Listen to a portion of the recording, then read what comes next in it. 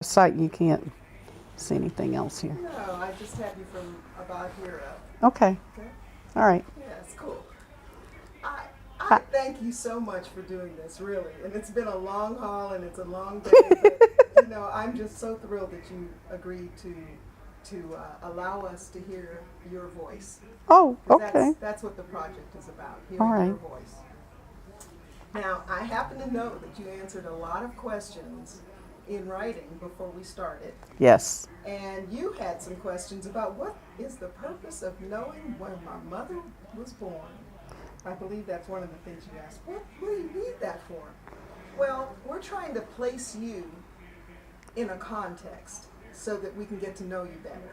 Okay. And, where your parents grew up, where, what they experienced, what they gave to you because of where they grew up, or your children and where they are, and what your parents' aspirations were, what their professions were, how they lived their lives, affects how you are and how you see the world. So that's one of the reasons we ask the questions. So now we get the pleasure of asking you questions about you No. and how you live your life. And my first question is, tell me about yourself and the history of your family. Um, well, I guess to say tell me about yourself opens up a whole huge range of different things. There's, height, weight, color of eyes, and those things are sort of known. Other things are what are the funny, quirky things about you, and I'd have to say ask somebody else because they can probably, it's really difficult for one to see themselves. I think it's for any human being, it's extremely hard to see yourself in truth. And then there's the sort of professional, what are the degrees, work, job, resume kinds of things. So all of those things are quite different, and they have their own place. One thing I can say is I'm very clear that who I am, and I believe in truth the way most people should see themselves, is that there's no one thing that defines us, that we're made up of a whole range of different parts, and they're very important, and they're important at different times for different reasons. For example, who you are as a female may be more important or change in its degree of importance from when you're a very, very young child, like a baby, and then have a different weight when you're a young lady coming into puberty, and then have a different kind of weight when you're a professional woman and you're working, and you're at that point, I think, hopefully being defined more by your work than you are by your gender, hopefully. So all of these different components make up who you are, and that makes any of us, myself included, very multifaceted. So I'm very quizzical about who I am myself, so it's kind of hard to say. And then there's the lens that I see out to the world. There's the lens that I see when I look in the mirror, and then there's the lens through which other people see me.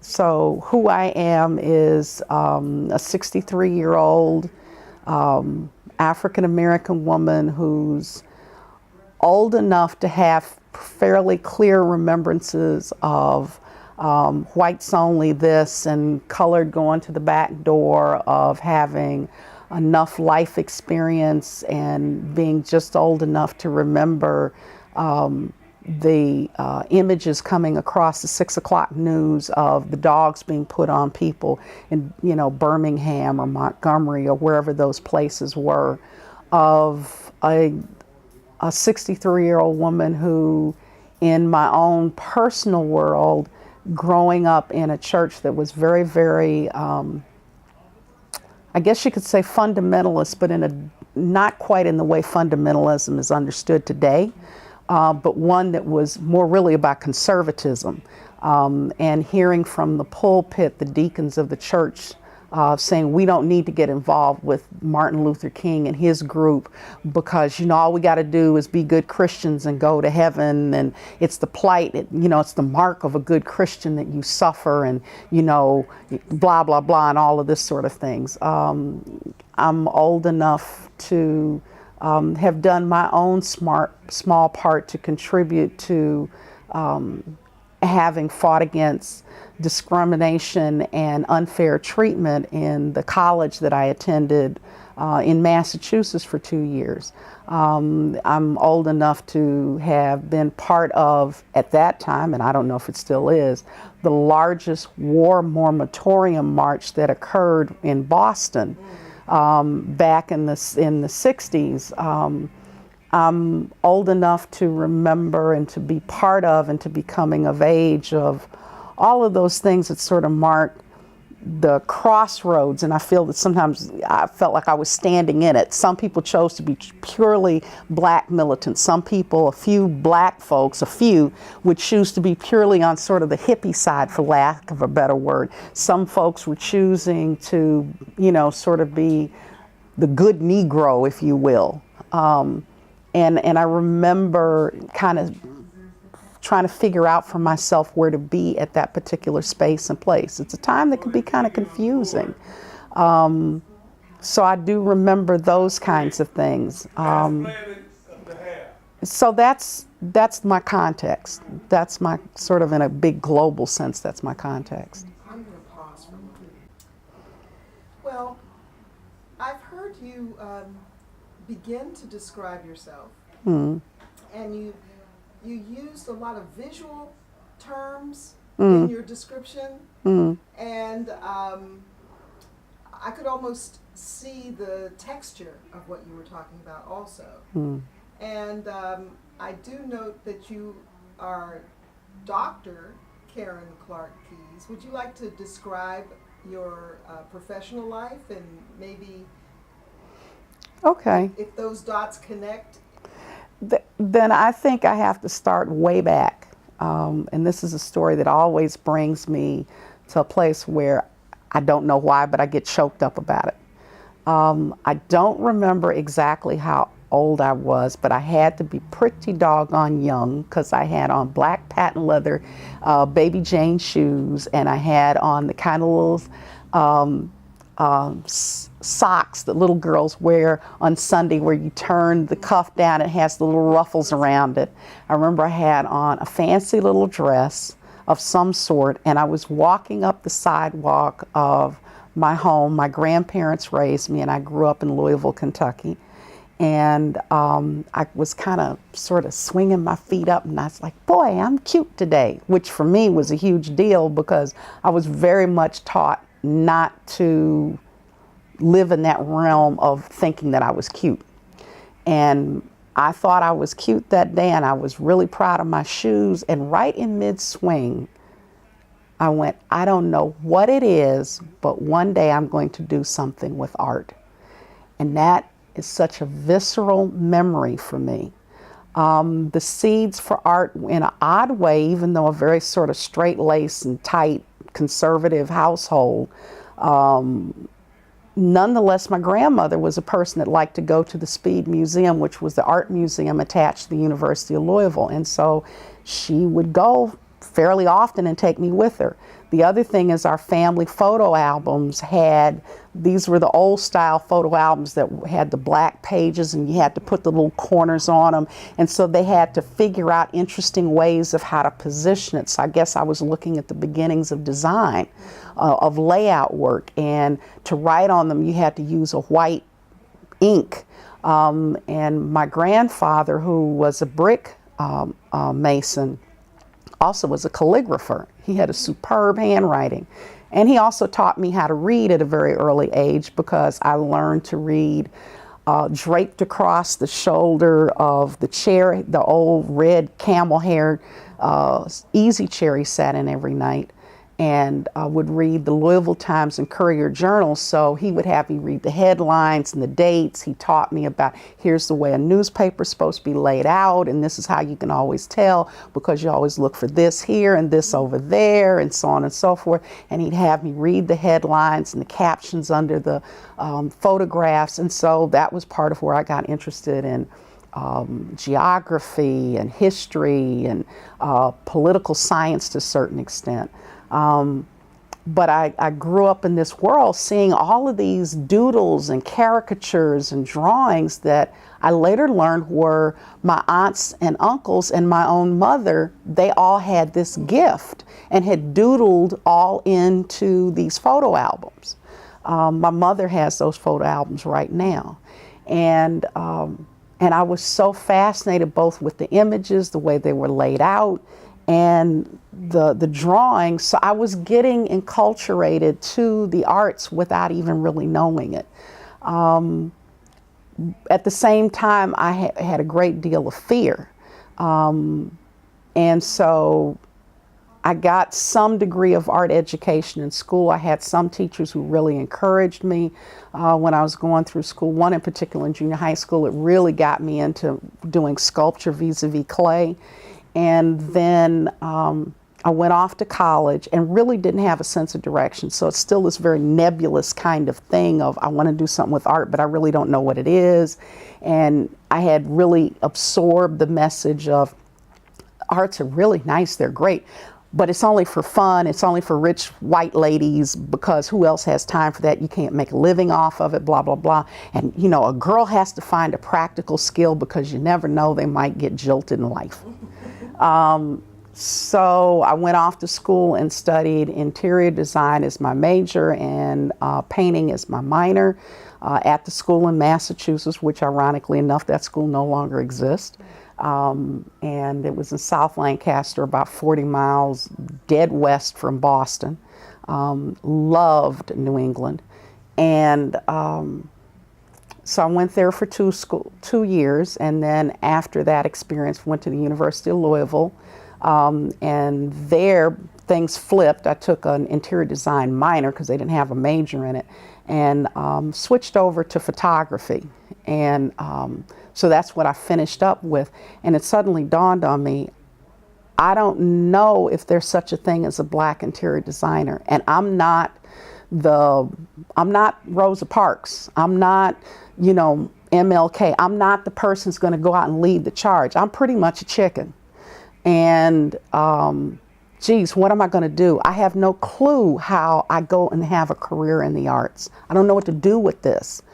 And I did get a job working as a manager of a hobby craft store. And then after about a year, I guess it was, from that point forward, I've just bounced from one job to another. And my goal then became, I just need to get a job and make some decent money so I can take care of my family. I was married, blah, blah, blah. Left Louisville, came up to Cleveland, was here for a while, et cetera, et cetera. Fast forward quite a few years later, wound up moving to North Carolina, which I consider home and call home. And while there, again, going through these different jobs that I had, which were just jobs to make some money, I got laid off. And in the meantime, I had become very active when I first moved to North Carolina. Within about 3 months, I got involved with a group called the Women's Center. And it was primarily there to support women in crisis, particularly around domestic violence, but also to help them with, you know, if they were job hunting and things of this nature. And I became a volunteer, was very, very active, fell in love with volunteering, did it for probably about 3 years or so, actually 2 years in a row, was among a cadre of people that got awards from the governors of the state of North Carolina. And from there, that began to lead me into other activists, including working actually with high school students. And we took an action at one point because of some unfair treatment that occurred at the largest shopping mall in the region. And so we took some action, particularly around Black Friday, the Friday immediately after Thanksgiving. and darn near shut them all down with peaceful demonstration. In the meantime, because of the role of working with the kids, along with the fact that my house was always the house that all of the other kids would come to, and parents would say to me, why do you want to have all those kids coming in your house? I said, because that way I have to know where mine are. You're wondering where your kids are, but I know where mine are. They're right here with your kids, you know. But oftentimes I would take the kids, and we had this big old clunky red Buick station wagon, and I had just put some kind of foam rubber stuff in the back of it. And I'd take these little musty little black kids and put them in the back of the, and we'd drive to the North Carolina Museum of Art. So the volunteerism, the fact that I didn't have the courage and didn't know how to activate my art career, the fact of then being involved with these high school students who constantly said to me, you ought to be a teacher, you ought to be a teacher, you ought to be a teacher. And then finally the job that I had said, we got to lay you off. And they said, what are you going to do? And I said, you know what, I think and mind you, I had always swore I'd slit my wrists before I'd be a teacher. But at this point, because of my involvement with the kids, and because I really started to realize it's so important that somebody do for them what nobody knew to do for me. And the passion behind that is really real. It's almost like a kind of an anger. It's like a kind of a getting back at the world. And that's really tacky and unfair, but it's a kind of like, doggone it, life, world, you did this to me where nobody gave me any guidance or any kind of sense of direction to let me know that as a black person, as a female, just as a human being, that there were options, that there were ways that I could do something with art. The doggone it, that's my mission now. That's my mission to help kids and young people know that they can do something with it. I don't care what it's, even if you choose to make it just an avocation instead of a vocation, if you just want to do it as a hobby, even if you just want to experience it, if you just want to be fluent in the language of it. And so sure enough, I went to North Carolina Central University, and I remember, and I am a person who's very much given to the spiritual, the psychic, and I will say this, my, how should we say it? My New Age friends think I'm too Christian, and my Christian friends think I'm too New Age. When I got on the campus of North Carolina Central in Durham, North Carolina, and I walked up to the building to turn in my paperwork, I knew, I mean, it just hit me. I was in the right place at the right time, and for the first time, I was on the right track of where I really was supposed to go. And I have to say that overall, it has been a fruitful, it has been rough, it has left me crying sometimes. It ain't always been pretty, but I'm real clear it was the right path. And so I got my teaching certification from North Carolina Central. I started working in Wake County Public Schools. I really wanted to teach junior high school kids, but I wound up in an elementary school and had a bunch of great experiences. And after about 5 years or so, in fact, my advisor, mentor at NC Central, who was an alumnus of Ohio State University, and you have to understand, I have always had a deep dislike of Ohio State. She was adamant that I needed to go to graduate school. She even had one of the profs from Ohio State, who was in charge of graduate recruitment, to come to NC Central to talk to me to get me to go to Ohio State. And only because there was not a PhD program in the state of North Carolina in the field of art education. Otherwise, I would have never left that wonderful place.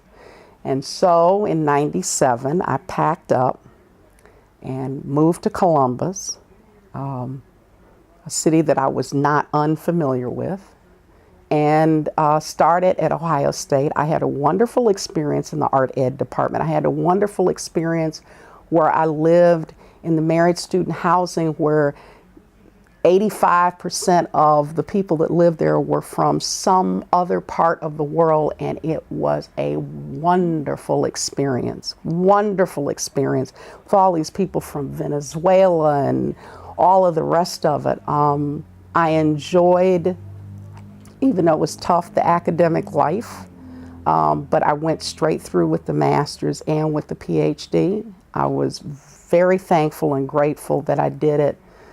It has, in some ways, I kind of regret doing it later, but in other ways, I'm thankful because I had gone through enough of life's pretty hard knocks, tough knocks, to be real clear that my PhD is just a part of who I am. And I saw all around me, both in terms of faculty members as well as recent graduates, as well as students who, and there's a pretty high percentage of them in terms of people of color or people who are first generation collegiate people, who for them, the PhD is them. It defines them. I'm Dr. So-and-so. And it's like, no, you're a human being with flesh and blood that happens to have a degree. Now, if you piss me off, yeah, I'm Dr. Keys, okay? But other than that, I'm a tax-paying slob like everybody else. So that's how I got to that place. And I came to, when I finished my comps and became ABD, an opportunity opened up for a job with the Cleveland School District, and my husband's mother, his family have lived in this home since 1965. And so it's a very large house, and she needed some support and assistance. We needed a place to live. Everybody had always gotten along really well, so we came here, and I worked for the Cleveland School District up until 2010. And then in 2010, I took on the challenge of helping to launch the youth program for Newbridge Cleveland Center for Arts and Technology. That's a phenomenal timeline. And it also, in your description, you have tied it in with your earlier statement about being multifaceted. Mm. And it is quite interesting how the very thing that may have felt like a burden early on has become the source of your strength. Now, I also noticed that you said you didn't get a lot of the support to help you launch your arts career, except that your work with children sounds like an artistic endeavor. Now, at this point, and also, it sounds like your grandmother did quite a bit as she just was allowing you to walk into that museum and to absorb the environment. Sometimes, well, I don't want to pontificate on your interview, but sometimes when parents over-focus their children on a particular strength they have, it ruins them. But it sounds like your grandmother was, at least in that environment, able to let you just to take it in as you could. And I think because she wasn't exactly, as I tell folks, we sometimes tend to have these generalizations about grandmothers in general, and especially black grandmothers, that we want to make her the smiling Aunt Jemima. No. No. Tell me about her. Hollis Oline Hayes Clark, that was a tough cookie. Yeah. She was, her taking me to the museum had much more to do with, and I don't begrudge her this, not at all, her needing to have an outlet and express for herself. And because back in them days, you didn't have daycare. So you take the grandkid with you. And at the same time, it worked out to be a blessing. I remember seeing probably one of the first artists who I really internalized and remembered, because I saw their work in the flesh, was a Brancusi at the Speed Museum, and the fluidity and the flow of that small sculpture just took my breath away. And every time we would go to the museum, I would always love when we would get to that place. And for her, she would, not that she would go, you know, some super long distance away, but she basically was wandering through to look at what she needed to look at and think whatever her thoughts were. And it was one of those places where I was fine with that, because it allowed me to look at what I needed to look at and just have my own thoughts.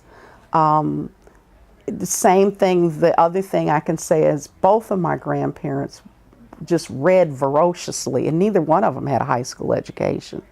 I think my grandmother may have finished junior high school, and I think my grandfather got part the way through high school. And my grandmother always read at night before she went to bed. And she, back in those days, and I'm sure they have them somewhere, what we now call graphic novels or cartoon, you know, the comic books. And she had stacks of them, but they were all about like figures in history or a serialization of some piece of sort of famous literature like Robinson Crusoe or something. And there was a little small stool, and I could sit there. It was some of the places where I could be in her presence and be tolerated and not fussed at or ordered around. And I could sit there, and she would read what she was reading, and I could read what I was reading. She kept a set of encyclopedias, and I literally would just take a book and just turn pages and read and read and read and read, you know, whatever was in there. So what we were able to have, there were different things that she did share, but her sharing was less about, I consciously want to share with you, as it is, this is something I'm doing for myself. And because I guess my temperament, you know, didn't get in the way, that it allowed me to share in the seeing of it, but not necessarily all that much conversation with her. She knew the constellations like the back of her hands. On a good clear night, we would see it. And occasionally, and I've even seen it in North Carolina, occasionally the atmosphere can bend just enough that you can see the aurora borealis, even in the southern climes. It's kind of rare, but you can. And the first time I saw the aurora borealis, or the northern lights, was in Louisville, Kentucky. And it had to be sometime like it had to be before 1960, because the location of when it happened, we moved from that location. And I remember going outside, and she was looking at it. She was always talking about Orion and Orion's belt, and there were certain religious and spiritual connotations that went with it. So it was like this outpouring kind of came more as she was enjoying what she was enjoying, and it created a place where I could be present. So that was important. So you've described how you shared certain kinds of activities with your grandmother in an inadvertent kind of way. Mm. You happened to be present, and you enjoyed what you enjoyed while she enjoyed what she enjoyed. What about your granddad? He was my heart. My grandfather, everybody in our family always spoke of him as, he was so sweet. He was kind, he was gentle. Yeah, he was the one that was really the love giver and the nurturer. He was the one that, you know, when things were kind of rough and tough around the house or in my life, he was the one that literally would embrace. And yeah, I miss Pop a lot. I really do. So he was the gentle piece, right? Gentleman in yes. your life. Were there things you did with him, activities that you engaged in with him? I remember the reading thing was a great deal of something we did. Every once in a while we would have some old raggedy mutt dog, and he always loved having a dog around, and we would kind of kibitz and do some things there. My grandfather had a thing about cream soda pop. And this was back in the days where refrigerators as we know them today were just starting to make themselves known in the general public, and in the black community, a lot of folks still had ice boxes. We did have a refrigerator, but there were still ice houses around. And so my grandfather would frequently walk to the ice house, and I couldn't wait for him to get back, and he would talk about, I got my cream soda. Yeah. Are either of them still with you? Oh no, they've been gone a long time. They've been gone a long time. Did they pass away while you were a young student, or did they pass away when you were? My grandmother passed away when I was 19, and my grandfather passed away, I want to say I was 24. I was 24 when my grandfather passed away. Now, you explained that you lived with your grandparents, but it sounds like you were new and were around your mom. Yes. Is that true? Yeah. What was that like, having your mom live somewhere else? It was kind of rough and confusing.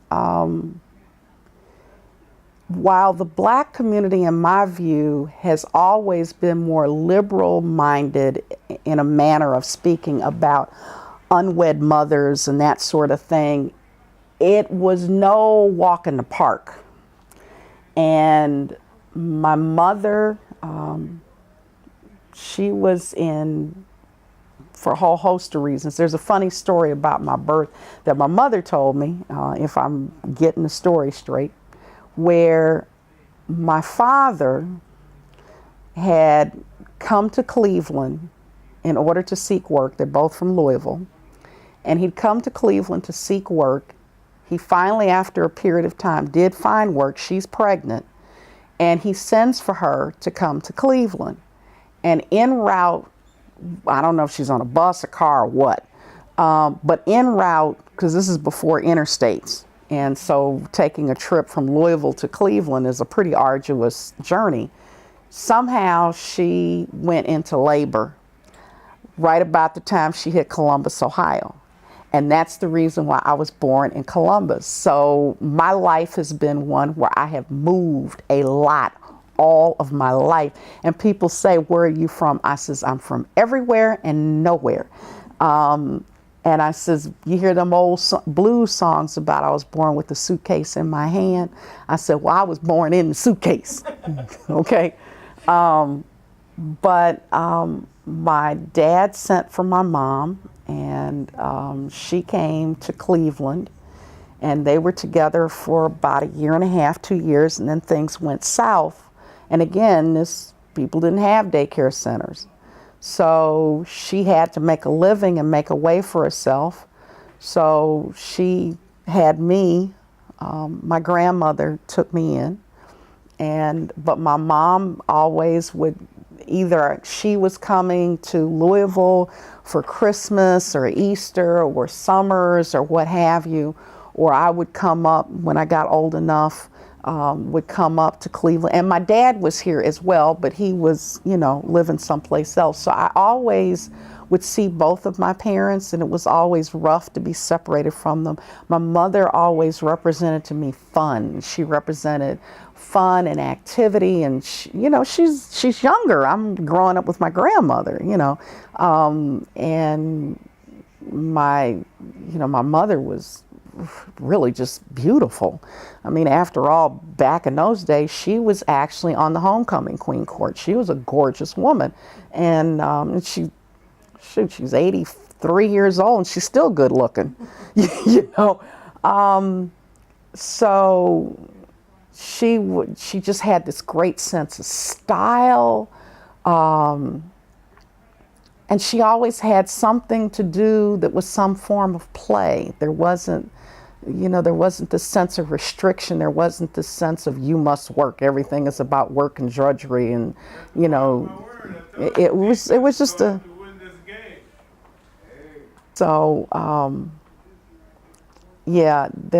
you know, she was always about fun, and it was great. And I would get to see my dad fairly often too.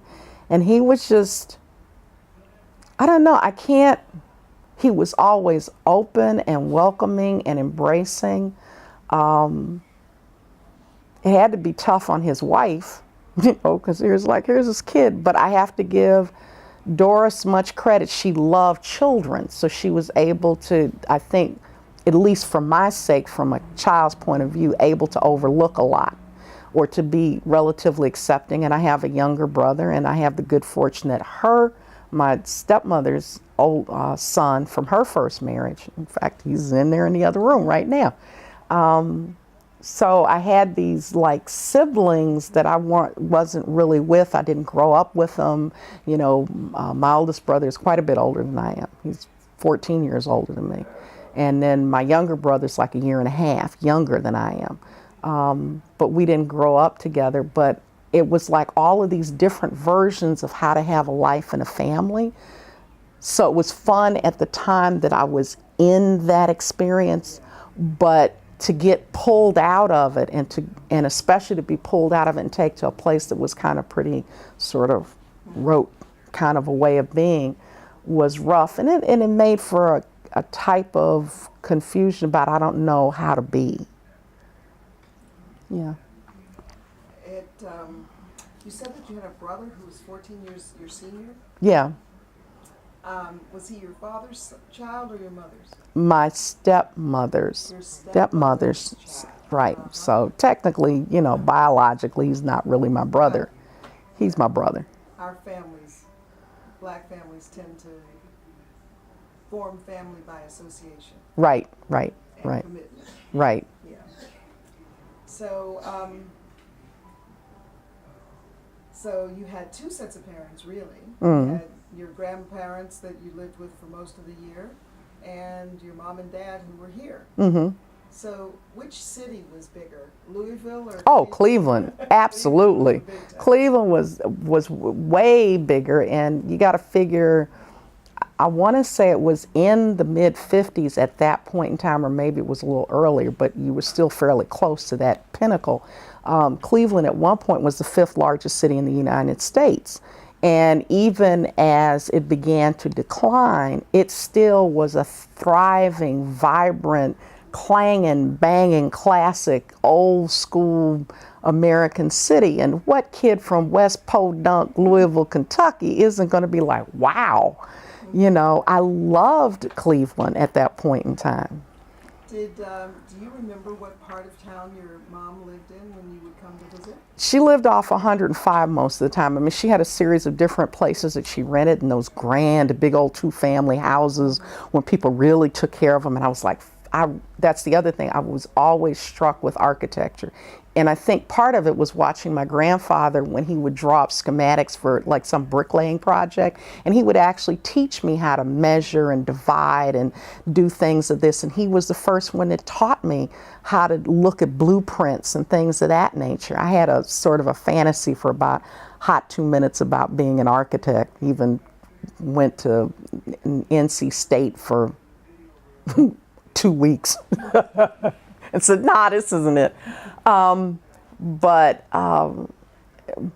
I would see the houses, and at that point, like I said, in the 50s and very early 60s, they were in grand condition, and how black communities up and down what was called the Gold Coast. So she lived off of Pier Point was one of the streets that I remember, and I'm trying to remember a couple others, but that's where she stayed. Did you happen to go to the museums when you were here? Yes. That's my other thing. Is my mother, she would go to the museum. She took me. And back in those days, you didn't have the extension that's on the back of the museum, the Brewer, I think it is. But rather you entered through the front where the thinker was. Well, I was always flummoxed because I'm like, wait a minute. How did they get that from Louisville up here? Because in front of the University of Louisville which I now know, there are multiple castings of Rodin's The Thinker. And And so there's one in front of the University of Louisville, and then there's one here in front of the Art Museum. And when you went in and you turned, and there was the Night Armory. And I couldn't wait as a kid to go in and see them. And I just so totally loved going in and seeing those big, and I remember, what I remember is there was two of them. And so yeah, so now when I've gone back to the museum recently, and I think the redesign of the art museum and the cleanup that they have done, oh, it's just phenomenal. And I go into the Knight's Armory section, and I'm 10 again. I love it. You said that your mom is still alive. Is your father still alive? No, my father passed away. He passed away about, I graduated, I actually walked for my PhD in March of 2007, and he died that July. And I was so thankful to God that he was able to live long enough to know that I had done that. He was too ill to come. He was down in Florida. But I was able to see him, and I want to be very clear, I loved my father passionately. We had our ups and downs because I didn't understand him and we hadn't had enough time together. But the older we got, and it wasn't just a matter of like I had to be 30 and had kids. I mean, I'm talking teenagehood and forward. But the closer we were and the more we just loved him. And he was funny.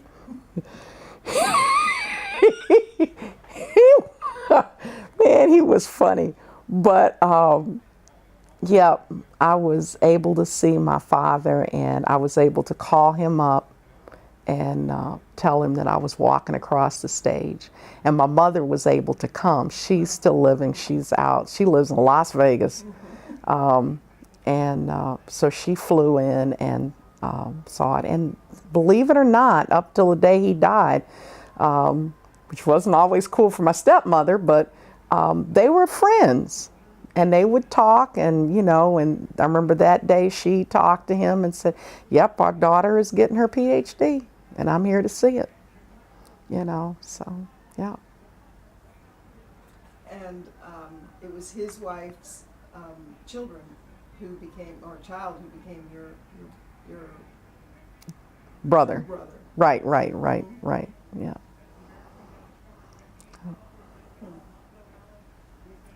So, your fondness and joyful experience of coming to Cleveland, did that expand into East Cleveland, or was that not an area that you were familiar with? No, ironically enough, even though my dad and his family, their home was out in that general Kinsman, Lee Harvard area, because my brother, my younger brother, was so very active in Caramoo House, a lot of his friends were from East Cleveland. And there's a really ironic twist. It's a two-layered twist. When I was like in high school, I'm hanging out with my brother.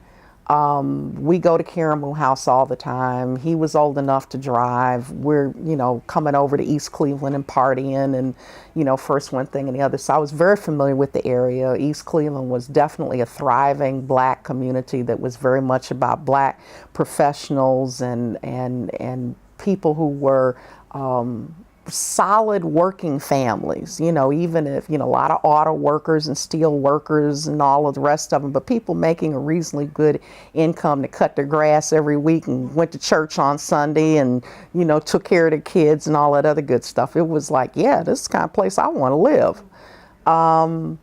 So that was what I experienced. And, but it was kind of funny that fast forward when I did transfer and start going to school at University of Louisville and had been there just a couple of months, and I had ran into one guy that he was on the football team, and we started just hanging out. We were just friends, and he was from Cleveland, from Glenville.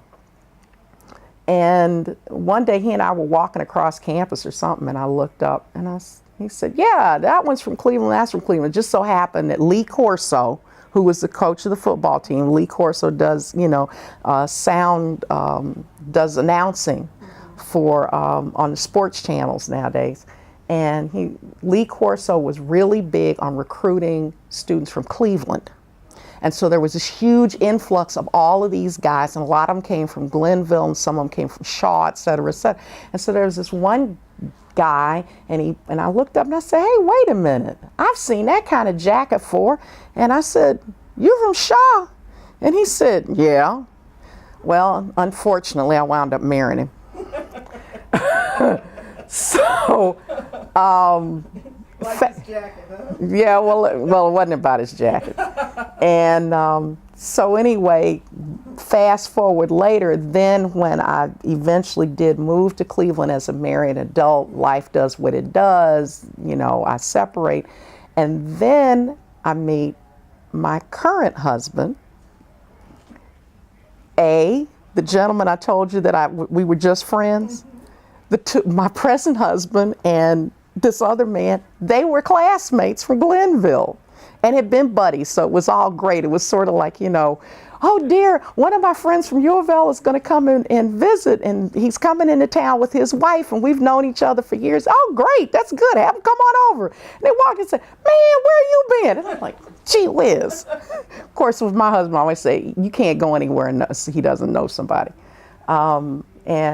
So that was just one of those really interesting kind of paradoxes of how it's a small world. Yeah. And things keep steering you toward Ohio, toward Cleveland. I'm hoping they steer me to North Carolina. I hope it is my heart's desire before I totally lay down and die. So you want to leave Ohio, and ultimately? I want to go to North Carolina. There's a difference in that. I want to go to North Carolina. Which brings me to the second question. Oh, just a second. which actually is about your earliest memories of East Cleveland. Well, kind of as I said before, it was a thriving, beautiful, active, well-kept place with lots of what I thought were sharp, on-the-ball people. A place where who wouldn't be proud to be here. And there were lots of places like that in the Cleveland area. Cleveland, I liked the energy of black folks in Cleveland. They were a different kind of animal from what I was used to in Louisville. They had this get up and go energy. And granted, a lot of people who are here are from somewhere in the South. My folks are from Kentucky, Tennessee, Alabama, and it's all about where the train lines went because they go vertical, up and down. So these people who came or immigrated into this space as part of the Great Southern Migration probably had a fairly common set of personality traits, and I call it the trait of the hustle. And I don't mean a hustler like to do you in, but people who had that gumption, as my grandmother would call it, that kind of get up and go.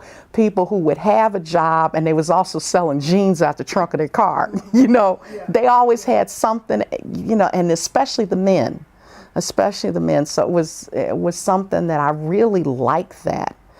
It was a place where it seemed like a lot of black folks had the capacity for inventing themselves, that whatever sort of careers or options they wanted to try, they were out doing it or at least figuring out some kind of way to make it happen. There was, in fact, true enough, a lot of what was called the bougie niggas, There's plenty of the bougie folks, but there was also a lot of just the fun and party, the fun-loving, let's just hustle and work hard, and then let's party hard and have a good time and be real. I really liked that. I really liked that. And I suspect that among those memories are some of your fondest. What's the most pleasurable memory? Ooh, that'd be If hard. you had to choose one, what would you choose? Your most pleasurable memory about East Cleveland? East Cleveland or About- Cleveland? Well, let's try both. Let's try first Cleveland and then East Cleveland. I'd have to say about Cleveland because I guess I kind of mass a lot of it together. In general, the fact that people, and I'm not claiming to be the biggest party hound in the world, it was more just kind of the unpretentiousness of that. And the best memory I have was going to a Sly and Family Stones concert at, the public auditorium. And I had made for myself this purple on purple outfit with the super big bell bottom hip hugger pants. And in their wisdom, which on arrival was like, why didn't they do a better job than this? They had folding wooden chairs down on the floor, but they only put them in the front half of the auditorium. And it's like, they got all these people coming here, why didn't they put chairs in the back? Well, within about 2 seconds, you knew why, because everybody was out dancing. And so anyway, it just that was one of my fondest and best memories. And again, kind of an across the board Cleveland kind of memory is just hanging out at Caramoo House and being with other kids, which is a memory that I have that in some ways, I hope I'm putting some of that energy into the environment at Newbridge. It's a place where us kids could just hang out and have fun and kind of be cool and hip in a way that was different from sort of some of the things that were typically demanded of a teenager or expected of a teenager from other teenagers. So that was it. East Cleveland specifically, I don't have a memory per se other than the fact that there were 2 individuals in particular whose houses were essentially right across the street from each other here in East Cleveland. And we as kids would go and hang out at their house and just have a good time, but not a specific event. So, tell me about how you found yourself living here. You're in the East Cleveland now, and how did you find yourself in this position? Well, as you recall, I was at Ohio State. I'd gone ABD. And I also had exhausted my tenure of support by the university, meaning I could no longer get any more administrative assistant or teaching assistant positions. So I had to get a JOB. Could you explain what ABD is? All but the dissertation. And meaning I'd done all of the coursework, I had presented my proposal, and I had defended my proposal and passed. So now at this point, the only thing left to do was to actually write the dissertation.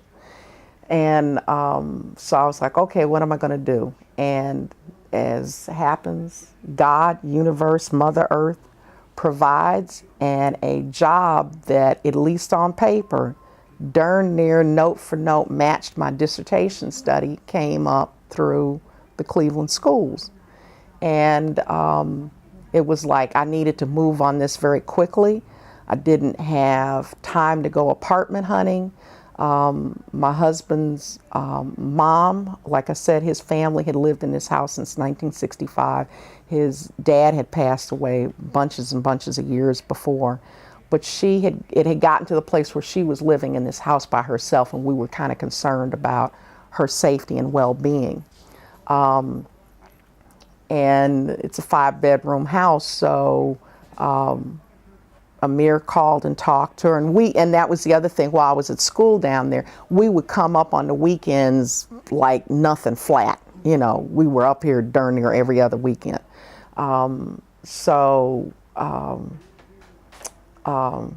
We just said, here's what the situation is. Is it okay if we stay there at the house? And you have to understand, for this family, this house has always been a multi-generational, multi-household house. And thank God, and knock on wood, or my head or something, it has never been real super duper crazy making. We've had a couple of folks in here who they themselves might, as husband and wife, squabble with each other, but it's never been where anybody's been disrespectful of the house or of mother or non-contributing to the household. And it, for me personally, has always had that feeling. It's one of the things I've loved about this house, is this feeling that it's an embracing place that people are supposed to come. And like I said to you, I feel good about the fact that you feel comfortable in my home and can move things around. And so it just feels like this is a place that if you need somewhere to be, as long as you act like you got some sense, come in. And so she said yes. And so we moved in when I got the job, and that was pretty much it. And we thought about moving out at one point. My husband's younger brother also moved in as well. But we really found that we all worked together well, and we just sort of organically said, well, you take care of this bill and we'll take care of this particular bill. Mom, stop paying that bill because we got it covered, or, you know, whatever. And it just worked. If it ain't broke, why fix it? Now, did you have children when you moved in? When I moved here? Mm-hmm. No, my kids are grown. Oh, they were already. Yeah. Oh. None of them were living with you at the time. No. When in '97, our youngest daughter was entering her sophomore year at Florida A&M, and Chris, had she already finished at Howard? She either had already, she had already finished at Howard, and yeah. So there was no return to the nest. No. They launched, and that was it. They launched, and that was it. Is your husband's mom still with you? No, she passed away a year ago. I'm sorry. Yeah. Yeah, the living in a multi-generational household has lots of very valuable experiential opportunities. Mm-hmm. And of course, there's the downside, because you have to figure out ways for everyone to have their quiet moments. And I'm thinking about you and your art. How did you use your spirit of art in the context of community, both here at home and at your workplace? I'm not sure completely if I understand the question, but if you're asking, have I created art since being here, and how do I do that in this space? It really has nothing to do with this space. It has to do with me, and I've done very little of it. And it's a heartbreak for me. It's kind of like, in a sense, I still haven't fulfilled the artist of me.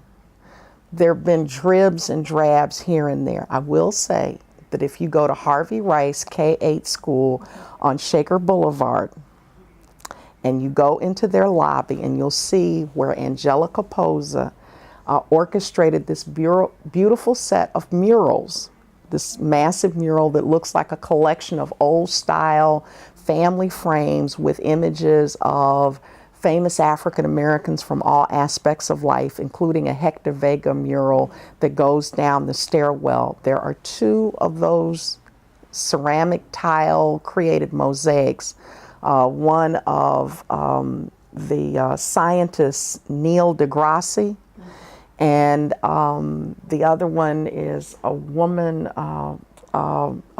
she's a Black woman out of Chicago that was a neurosurgeon. I am embarrassed that I'm not remembering her name, because I chose those 2 and I created those, and I said, at least as long as that building is standing, I have something in posterity that's up there. There was an occasion for us to have a faculty show at Newbridge, and I created 2 ceramic pieces and it's around here somewhere, made paper, and then after I made the paper, made sort of a drawing kind of thing on top of it. We're using pattern and design. So there's things that I've done in dribs and drabs, but I cannot call myself an artist, because if I was really an artist, I would be doing my craft every day. My most recent stab at it is after family discussion, mother's bedroom, which is on the front upstairs corner, I stripped it out and cleaned it, and my brother and I replastered and painted it, and I've got my painting easel set up, and I managed to get a drafting table in there and some other stuff, so it's ready to go, and I just have to start breaking the cycle of following the same workaday routine and get in there and start making stuff. And until I actually start producing on a consistent basis, I don't feel I deserve to call myself an artist. Now, speaking of art work, I've noticed a piece of art that is behind you. Yeah. Is that yours? Yes, it's a photograph I did. So you are doing photography. Well, I've done that. That was done, and I've done some photographs more recently too. I'm going to see if I can get that into our shot just now, if you don't mind. This was done, Yes. I want to say this was done in 93, 94. It was my second year of, 92, 93, 93, 94. It would have been done in 94. It was my second year as a pre-K to 5 teacher at Cary Elementary in North Carolina as part of the Wake County Public School System.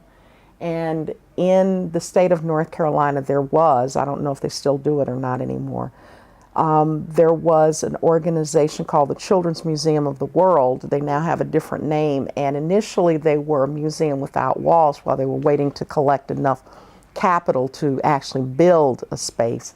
And one of the things that they did is every year they had a Teacher of the World award, and it was all about teachers who, in a very organic, consistent, natural, across the board, year-round way, incorporated other cultures, multiculturalism, other contributions of people from around the world as part of their common teaching practice. And the interesting piece is they fully anticipated that arts teachers would constantly win it, because by definition, that's a lot of what we do. But ironically enough, very few, if ever, of the art teachers ever applied for it, which I'm finding to be kind of a true thing about human nature, or human habits anyway. And so I applied for it, and they came out, and I went through a whole rigorous process, showed them my curriculum, my lesson plans. They came and observed me on several occasions. They interviewed my principal, the other teachers, even the kids, and they finally made the announcement, and I remember literally jumping up and down across the floor. It was right before the beginning of a classical music concert, and all of the celloists, it was a string quartet, and people in there trying to be all dignified, and I'm in the back screaming my head off, because the prize was you could go anywhere in the world you wanted to go and they'd pay for it. Oh my goodness, yes, that is worth screaming about. And I said, I may never ever get the chance to go out of the country ever again in my life. So the least I can do is to try as best as I can to go back to the motherland. And I have done some modicum of studying and delving into Yoruba culture, Ifa, and that sort of thing. And this was sort of pretty much kind of at sort of the heart prime moment of my doing that. And so I chose to go to Ile-Ife because I wanted to go to Oshogbo. And so this was on a Saturday in Ile-Ife, and I was being driven around to be taken to a wedding. And I hate to say, one of the bad things in my life is that I'm constantly have things and then I go back to look for them and I can't find them. But I had a ton of negatives and photographs and other images, and they're somewhere in the house. I guess when I die, they're going to say, here's all this stuff she was talking about. But I had gone to a wedding that particular day, and en route, I happened to see this, and I asked folk, I says, I'm noticing these collections of women, and they're all similarly costumed. So like these group of ladies had this very beautiful yellow and then this red. Then there'd be another set of women that might be all in blues and greens. Another might be in purple, but there'd be collections of these groups of women. And they said the tradition is on Saturday is that's the day for women to get away and be among their own peers. Yeah. And that's how they would kind of say, okay, we're all going to dress alike today, and this is what our colors are going to be, and we're going to go and hang out. And that was the photograph. It looks like an Oshun Egbe. It could be. One of the deities that they... Yeah, it could, especially with the yellow. Yeah, very much so. And then here's obviously another woman who's just walking by, I guess, with her children, and she's just going on about her business. Yeah. So what a wonderful, wonderful gift. Yeah. To earn. Yeah. That's beautiful. And so I'm suspecting that your sense of yourself as not using your art might be in terms of your capacity, which is quite large, but it's certainly a much more humble expression than winning that prize would suggest. So it sounds like you have done a substantial amount with the time and the presence that you've had and the opportunities you've had. It's beautiful. Have you ever thought of going back to Nigeria or to some other part of the continent? Actually, I'd like to go to Kenya or Tanzania. I'd like to go to Marrakesh. There's so much crap going on, I wouldn't dare do it, but obviously, like anybody else, I'm a sucker for wanting to go to see the pyramids. So yes, there are places I want to go, but frankly, there are places all over the world I want to go to. Part of what was the fallout of this, I shouldn't say fallout, that gives it the wrong connotation, but in making the arrangements for the trip to get the least expensive price, the entity that puts all of this together, they actually make the arrangements. You tell them where they want to go and they set everything up. They bundled me in on a package where I flew from New York to Paris and was there for 18 hours, then flew from Paris to Lagos. Then on the route coming back, I had a 2.5-day layover in Paris. Well, the good news was one of my friends had a brother who lived in Paris. And so she hooked me up with the brother and his wife. And so they put me up. So I got a chance to be in Paris when I first got there that first day. And then I got a chance to be in Paris for 2.5 days on the way back. And so just seeing, I remember coming back telling my husband, I said, you know it from the history books and reading the timelines, but until you see it, you don't realize how old Europe is, and you really realize how cheeky young the United States is. We're just pups, you know. It was really something, and getting that perspective of the depth of a society that goes, far back. Past, lets you know how much we have to learn. And I'm thinking about that in terms of East Cleveland. I am, because East Cleveland is, I believe, one of the older parts of the east side of the greater Cleveland area, and it has been changing over time. If you've noticed changes, what kind of changes have you noticed? Well, in a weird way, my husband would probably be one to speak to it better.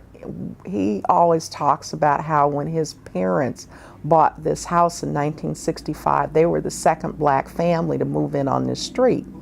And within a year and a half, the entire block was black.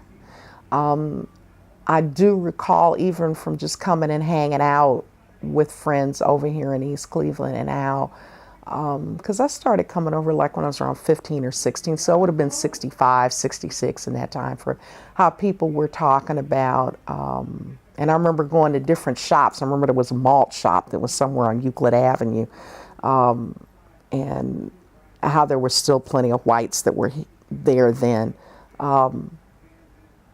Just how the change was so rapid and so, in my mind, stupid. And then to see when all of the factories, because you got to remember, I've lived in Cleveland as an adult as well as a visiting kid at different stages in my life. So I'm not unknowing of Metro Cleveland or of East Cleveland. And I had lived in my own apartment in East Cleveland previously. But when Fisher Body Coit Road, where I used to work and my husband worked and his dad worked, when Eaton folded, when all of these different factories and plants went almost, it was like somebody came in East Cleveland and just turned the lights off. And very quickly, this sort of thriving, bustling, could do it all kind of community very quickly started just going down. And then there was the whole thing around crime, and a lot of violent crime that was happening. Murder was rampant through here. And ironically enough, over time I started noticing, I remember for a while I could almost feel a kind of a fear, like you had to be scared for your life kind of a feeling. And then after a while when we came back to visit, I didn't feel that. I felt the poverty, but I didn't feel the fear. And that's kind of where I'm at now. I don't feel the fear as much, but the poverty is overwhelming.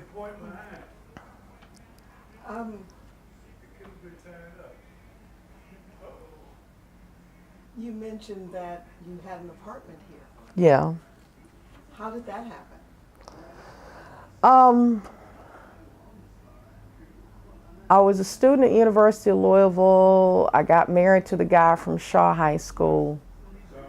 About a year and a half later, we had a daughter. Moved from Louisville to Cleveland because that's where he could find work. Seemed like a repetition of my life story. And lived actually over in the General Coit Road, St. Clair area. We went our separate ways, and the place that I found as a place to live was off of Shaw Avenue. And how long did you stay there? About 5 years. Mm-hmm. Was it a big apartment building, or was it a smaller one? It was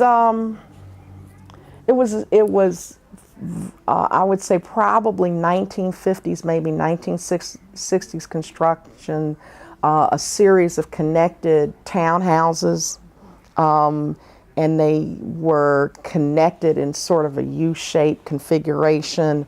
Probably the whole complex might have had 30 units, you know. And it was kind of nice because this U-shaped configuration created this green space in the middle that was about the size of a football field, and or at least a half of a football field anyway. And I remember one of the fun things was, it was some sort of unwritten rule, I guess you could say, or habit.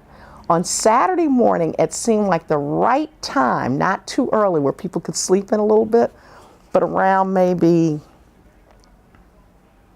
9:30, 10 o'clock in the morning, the guy in the very first unit, who was a professional musician, he would start playing some music and play it for about an hour in his stereo.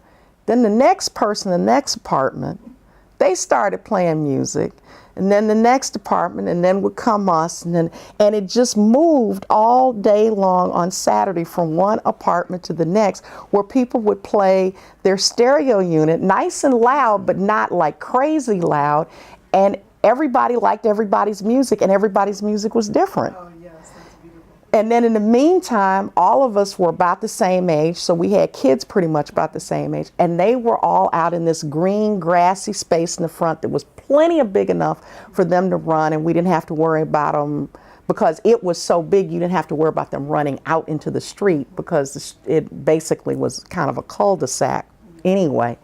And somebody was either sitting in a chair out front or looking out the front window. So there was always some set of eyeballs. It was that wonderful sense of community that was there. Yeah.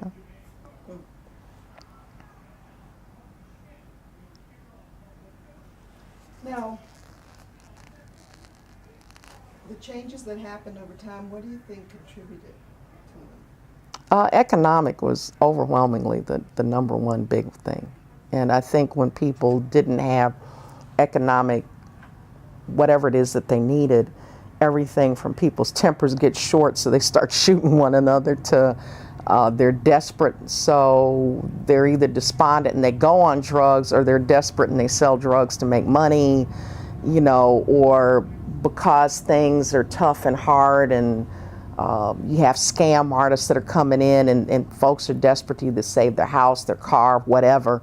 And people take advantage of them, and all of the, you know, that kind of stuff comes in. Predator, yeah. Now my next question shifts a little bit, and it shifts to a direct question about race and racism. Mm-hmm. How has racism or race impacted you personally?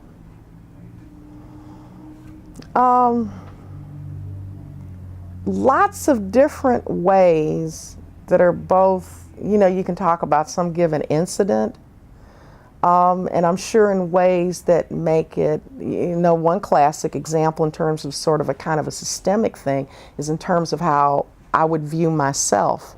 Oh, I'm getting this degree in interior design, but is there such a thing as a black designer, you know?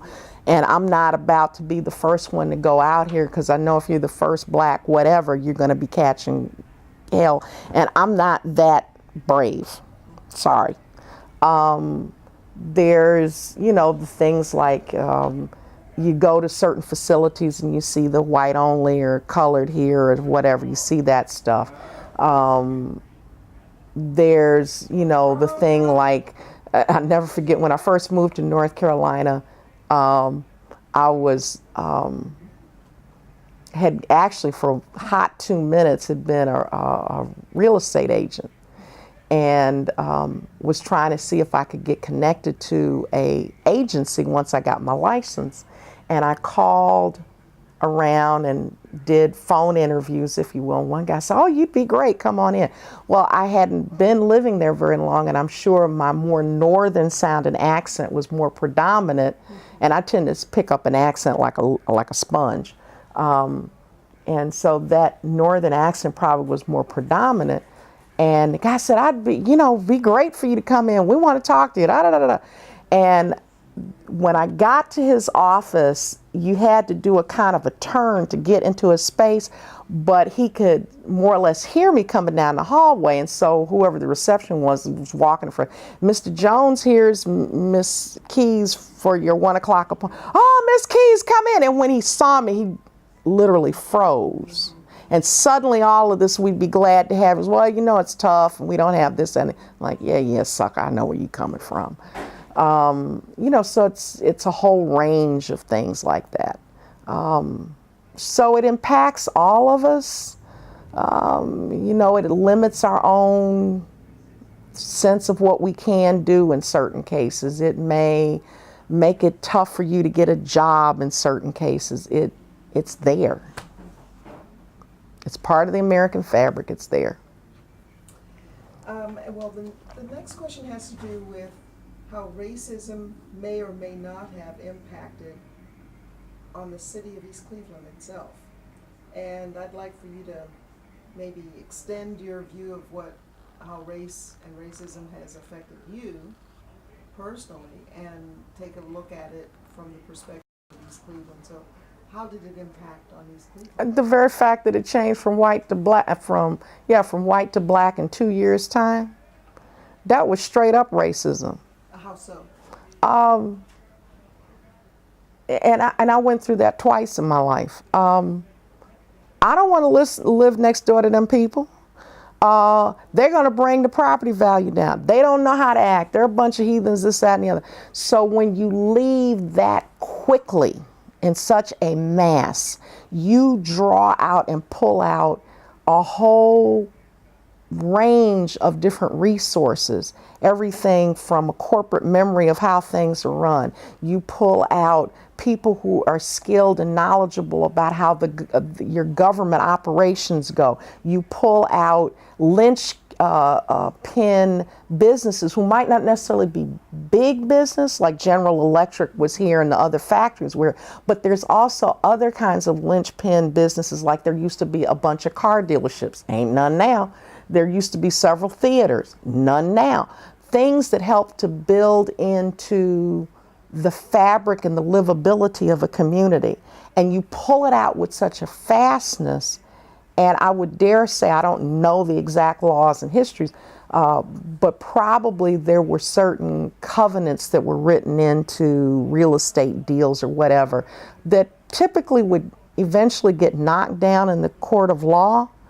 But just having to go through that extra hurdle and that extra hoop is just ridiculous.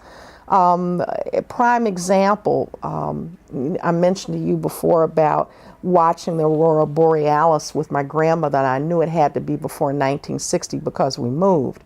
We lived in an all-black community on the west side of Louisville, and at that time, eminent domain and urban renewal was all the rage. And so they decided to eminent domain our neighborhood, and we had to move. And so where we moved to was a predominantly black, white neighborhood. And it was real clear them folks wasn't happy that we was moving in there. And I think in that case, we were the third family on the block. And I remember hearing my grandparents, and this had to be gut-wrenching because my grandfather built the house that we moved out of with his hands.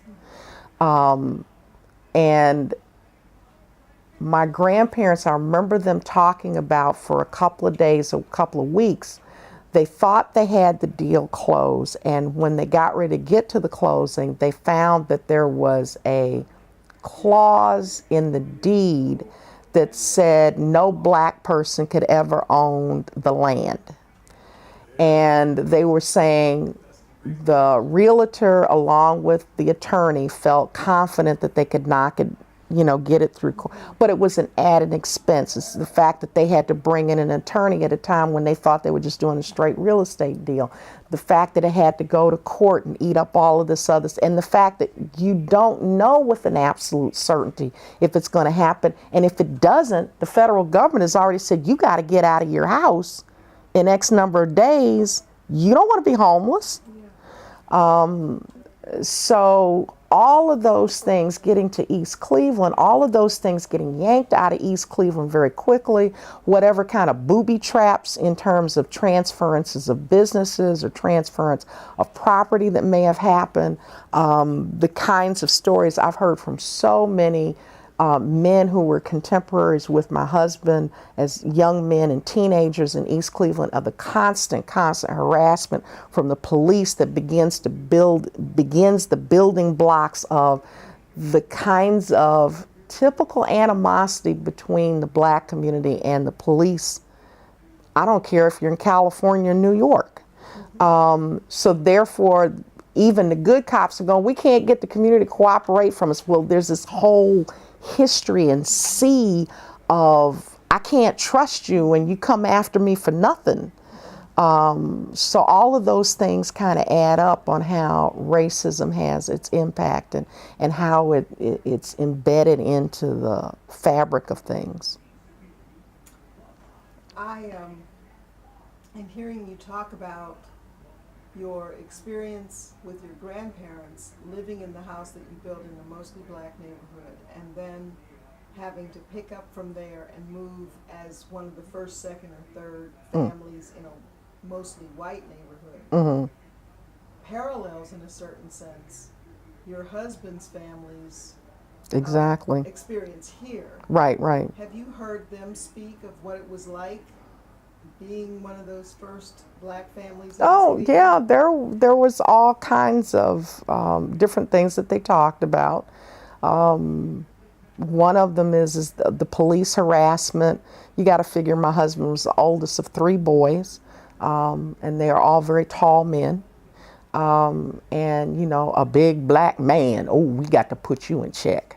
So there's those stories. There's the story of how evidently the house that's next door to us had a couple that lived in it, and they considered themselves sort of ultra hippie, radical Pete Seeger types. But sometimes that we want to be the good white folks stuff can be a little bit too thick and saccharine for it. Black folks was like, I'm not too sure if you really got a Klan hood in the back corner somewhere. You know, who your people, you know. So there were stories about it, and it's, you know, if it's anything like what I experienced, it's kind of interesting you pointed that out. I never really thought about it before. We moved in 1960. They moved in 1965, 5 years later. And after Kennedy was killed. right. And I'm like, there's not, and being a child, you're kind of oblivious to a lot of stuff. There's nothing too much that I recall that any of the white neighbors did. They kind of just probably shunned us, and eventually they moved away. And there's nothing that I particularly recall that people talked about here in terms of like the white neighbors doing anything to them. It's just that, you knew, they said in 2 years' time, the only white folks left was the Frannons right next door. The rest of them was gone. And I guess in a weird kind of way, it's like, fine, bye, good riddance, you know. But with them went the tax base? Yeah and no, because initially you had who bought in were people who actually bought the houses and could maintain the houses and take, so the tax base didn't necessarily go away, I don't think. Now somebody that's actually a true historian of East Cleveland and can actually look at the data may speak to something else. But so the real estate tax would have stayed the same relatively. Depending on their incomes and their jobs, maybe the income tax stayed the same. Could be, I don't know. I mean, you'd have to talk to someone that actually researches that kind of thing. I'm thinking more in terms of the infrastructure, in terms of if you had all of these things that add to quality of life in terms of these different businesses and shops, and they close overnight, or or if they stay here, they stay with a degree of animosity and you don't feel comfortable in them. Or if they do sell it to you, they're selling it to you with some kind of a little trick bag in the sale process, then it makes it hard for the transition to happen for someone else to pick up the same types of business. And some businesses, maybe you can't. You know, not everybody, I don't care who you are, you can't just walk in and have a car dealership. And if these were, and we're not talking the, we don't care if you got a job, no job car. We're talking about a Chrysler dealership, a General Motors dealership, you know. You can't just walk in and do that. So if suddenly these folks start pulling out and leaving, then these things that add to quality of life begin to diminish. What was happening with the tax base, and there were, I'm sure, some things in terms of the what do you call it, the city ordinances and codes and whatnot that may have had some trick bags in it. There may have been some things in terms of how city council may have been set up or reconfigured that had some trick bags in it. It could be a host of things. There could have even been things about a sense of privilege that, let's say, the fire department and the people who are employees there, they have a certain system, an old boy system of how they're doing it. What, I suddenly have a black mayor and a black city council? I'm not going to cooperate with you, you know? Yeah, and I was comparing, as you spoke about the transition and about the tax base and possible changes in in the amount of income the city has based on how many corporations or companies leave. And thinking about Beechwood, which is similar in size to East Cleveland, and yet it has so many really strong businesses that the tax base isn't any higher than East Cleveland. I mean, the tax percentage that you pay as a resident isn't any higher. And so that can show you right there that But they've got probably more, whether it's something like a TGIF, which is a corporate restaurant that can afford to pay taxes, to some semblance of a halfway thriving shopping mall with a little bit higher scale properties in it that can pay both more in terms of income tax as well as the property tax that the landlord, the owner, the developer of the property, to all of the different doctor offices and doctor suites, to the different science, all of the rest of it, so yeah, all of those things can kind of add to your tax base. So as you described how racism, I heard you speaking a lot about economics also. So the next question is, how has inequality impacted on you personally? And define for me how you're looking at inequality. You will have to be the source of the definition. And I'm sure you're equal to the task. Well, there's inequality that comes out of racism, which is based around the color of my skin, our skin. And then there's inequality that may be because of gender. There's inequality because there's assumptions about who I am because of my address.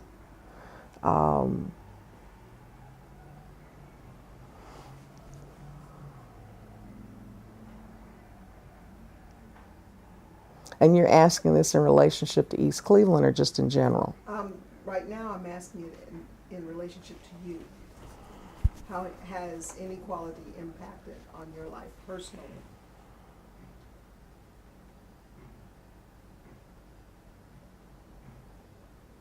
I guess because for me, just like that story I told you about walking into the realtor's office and he was all holly jolly until he saw me, it's a lot harder for me to break out, even thinking in terms of gender issues.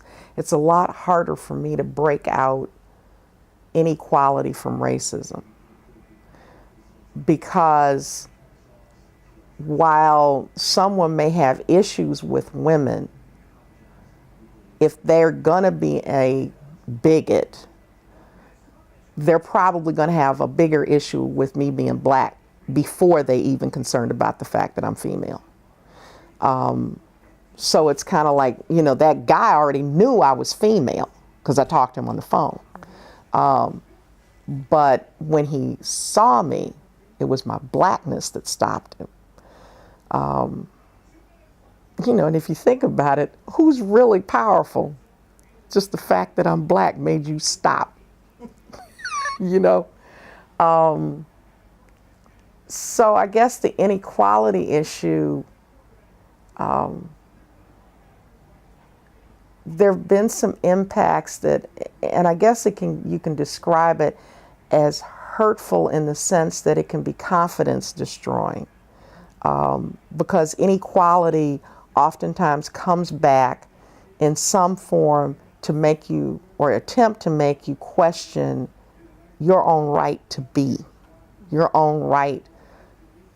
And particularly in terms of for me, it comes back oftentimes is that your intelligence, your knowledge, your words that you have to say have no validity or no weight, or that they're constantly questioned or something of that effect. And that makes me think in terms of the sense of privilege, particularly the phrase white privilege. I consciously or subconsciously as a white person feel that I'm already intrinsically the purveyor of all things that's true and right and good. So that impact can be one of a kind of constantly questioning of self and looking over your shoulder.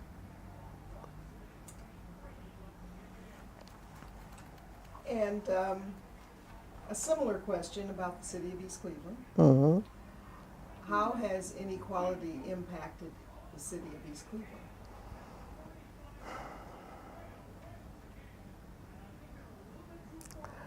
I don't know the history of East Cleveland as well enough to speak to it with a great deal of depth. But I do know, or I do feel, let me put it that way, I feel that right or wrong, there are frequently times in which this community, and I would say particularly earlier on, particularly when it was still, folks was going to work, had jobs, cutting the grass, going to church on Sunday, that there were assumptions and degradations that were made on the community that in the end became almost in a way self-fulfilling prophecies when the economic base was taken out. See, I told you them people couldn't do nothing. And so now that you quote unquote have the proof in the pudding and it's so far down the road, you can't fix it if you tried. There's nothing you can do to fix it now. And so that's the thing that's so hurtful about inequality, is when you don't give a fair share. And it isn't just giving a fair share. That's that armchair liberalism. It's not giving the fair share at the right time in the right way. Because, you know, somebody could, I don't know, have advanced stage tuberculosis and go into an asthma attack, and you walk up to them with some Vicks Vapor Rub and say, well, I'm trying to give you an equal opportunity to breathe. You should have given me an anti-tuberculosis shot 10 years ago. You know what I'm saying? There's things that you should have done a heck of a long time ago, such that now if you do something, it's a waste. It's absolutely a waste. In fact, it might be better off you just let the person expire. Let them expire. I mean, you're just really holding on to them way past their time. So inequality is really, in your way of thinking, hammered East Cleveland into the ground. Yeah.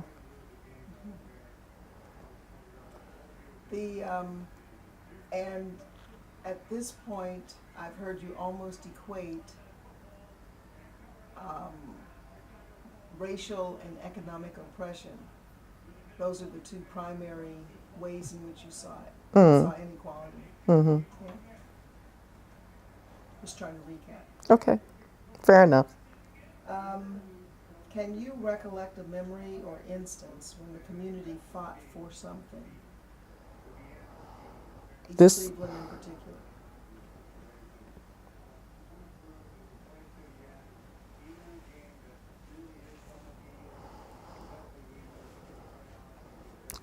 There are,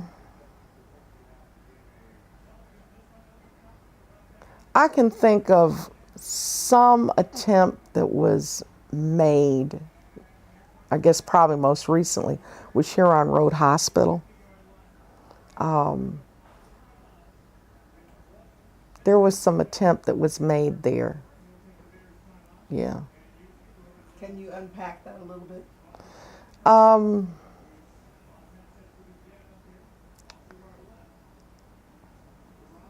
Going up against the fake nonprofit juggernaut known as Cleveland Clinic is, and Goliath did destroy Goliath. Goliath was a giant, and it took a young chap with 3 smooth stones to take him down. David was brave, and he was empowered by the Almighty. But Goliath had been out there fighting and killing up a whole lot of people for a real long time. And I'm not real sure that we got a David to go up against the Goliath called Cleveland Clinic.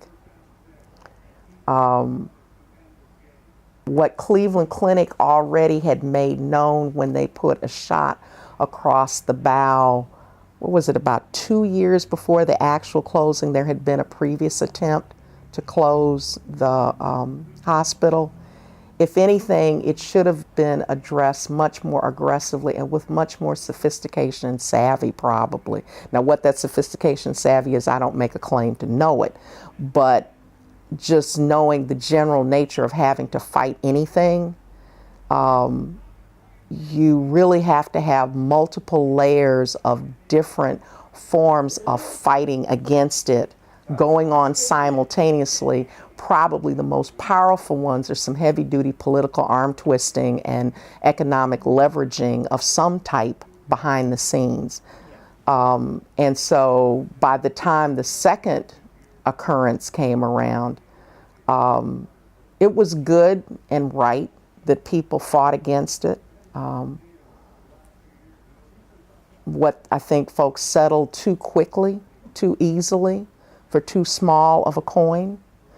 I sure as heck wasn't happy about it. And at the same time, I do know, and I, to a certain extent, personally experienced it, that while the Huron Road ER was highly vaunted as the best ER in the region, they knew their stuff hands down, because literally within, I want to say it was a week, yeah, it was a week before the actual closing of Huron Road Hospital, my husband went into medical crisis. He had massive internal bleeding. He almost bled completely out. They took him to Huron Road Hospital, thank God, because if he had to go to UH across town, he would be dead. And by the time he got to ER and they wheeled him in and they asked him, can you stand up just enough to get off the gurney onto the table? And when he did, instead of laying down, he passed out. They had to put 10 units of whole blood, 8 units of plasma. I mean, he literally had his entire blood system replaced. They saved his life. They were phenomenal. They were great people to work with. But once he was admitted upstairs, the kind of confusion and chaos that they had and conflicts and squabbling among the staff was like, I might as well have been seeing something on the playground. So having said that, it was unconscionable in my mind that they closed that hospital down, particularly because of its physical location for everybody on the east side. It's unconscionable that they didn't do a better job of addressing what was happening outside of the ER in the hospital to really put that aright. And heck, if they've got the power to go over to Dubai and build a brand new hospital, they got the power to clean house over there and make that thing work right if they really wanted to. But that became an excuse for them to say, oh, see, the Jaybirds is fighting, so let's just shut it down. They had no interest in it anyway. And I think it's the most blatant case of just flat out racism and callous disregard, and you talk about inequality. So people did raise up. They did have something to say. They had a right to say it. I believe it was a good thing that they said it. But I just think that really, truth be told, there was probably, if something could have been done, it should have been done the first time Cleveland Clinic started rattling the cages. When they did it the second, it was already a done deal. When they first talked about it, as I recall, they talked about simply closing the trauma unit, the ER. And you're suggesting that the ER was the best part of the hospital. The ER is the best part. And so when that didn't meet with a lot of, I mean, there were people who protested that initially, but it didn't have the strength, the impact that would command change. It just commanded re-strategizing. Which brings me to the next question. How have the surrounding institutions and cities impacted East Cleveland? Flesh that out for me, kind of reword that. Well, I would suggest that you've already started by talking about one institution and how it impacted on East Cleveland, but could you expand on the departure of the hospital, on the impact it had on East Cleveland and some other institutions that surround, not just in the city, but that surround the city? So institutions and entities around the city, and other cities around East Cleveland. Well, I'm not if I completely understand where you're wanting this to go. But if East Cleveland has been neglected and people have kind of turned their nose up like they just stepped in a pile of poop, as it relates to anybody and anything in East Cleveland, guess what? That stuff travels. So now Euclid's got to deal with it. Cleveland Heights has got to deal with it. And that means all of Bebe's kids that showed up in your community. All of those folks on Section 8 that you used to talk about like a dog, they're over there in your community. I mean, Cleveland Heights, what was it, when all of a sudden they were getting this massive influx of folks who were moving in. And I actually can kind of, in a way, see the sense of it. They were saying, whoa, folks are out off the chain with inappropriate behaviors as it comes to being a neighbor. And they made an attempt to try to say, look, if you're going to move in, you got to take these. This is how you're going to be a good neighbor class. And then folks jumped up and said, no, that's discriminatory and blah, blah, blah. And it's like, okay, we can't do that. Because we're not really looking at how we can strengthen what our young people can tap into and have an effective either school system or recreation system or whatever it may be, then kids wow out and start using social media to say, let's go up and bum rush the Coventry Street Fair. So now for what, the second year in a row they've had to shut it down before it even got started. You know, so this stuff spreads. I can't remember if it was my dad or my mom, but somebody said, you know, these white folks keep thinking they can run away from us black people, but they keep forgetting Detroit only likes green, which means they would sell us cars and gasoline and we can drive just like they can, you know. So I think in that sense, it has a ripple effect. And so instead of constantly trying to run away from or say it's those people, and that can be a two-way street too, or they're not competent, or they can't do, or I'll just leave them to their own devices, they don't deserve any better. There are always going to be either folks who are displaced who aren't necessarily the sharpest knife in the drawer who wind up on your doorstep, or there's some people who truly are striving to be the best that they know how to be, and you will abuse them when they come into your community because you're assuming that they're like whatever the stereotype is that you've got stuck in your head. And you might have somebody that's coming into your community that can actually help your community. So you're gonna be dealing with it in some form or fashion. So your schools are gonna deal with it, your shopping malls and shopping districts are gonna deal with it. Folks are going to start showing up in your movie theaters that you hadn't expected. Suddenly you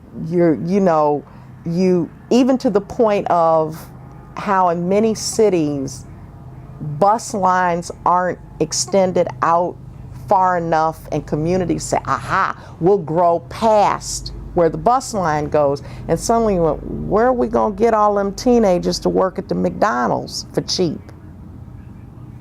Can't get there. It's very interesting that your interpretation of that question painted a picture for me as I was listening to you of how East Cleveland's exiting citizens impact on other cities. Mm-hmm. And so I'm going to come back, take a swing around this question again and ask, how do those other cities impact on East Cleveland?